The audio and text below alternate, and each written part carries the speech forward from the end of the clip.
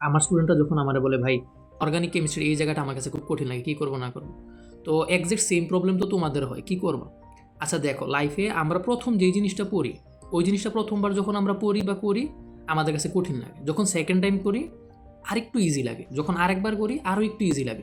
যেই জিনিসটা তোমার কাছে অনেক বেশি কঠিন লাগবে, তুমি জাস্ট নিজের আ মাথার মধ্যে এটা ঢুকাও যে, "আমি এটারে মুখস্থ করব না, আমি এই জিনিসটা কিচ্ছু করব না, আমি এটাকে জাস্ট কয়েকবার পড়ব।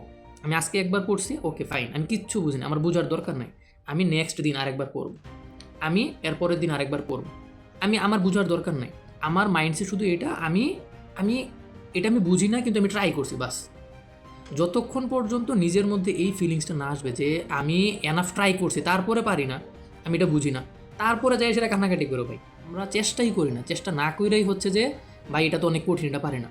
চেষ্টা করার পরে আসলে এরকম হয় না। ট্রাই করলে অনেক কঠিন, কঠিন জিনিসও হচ্ছে যে পারা যায়।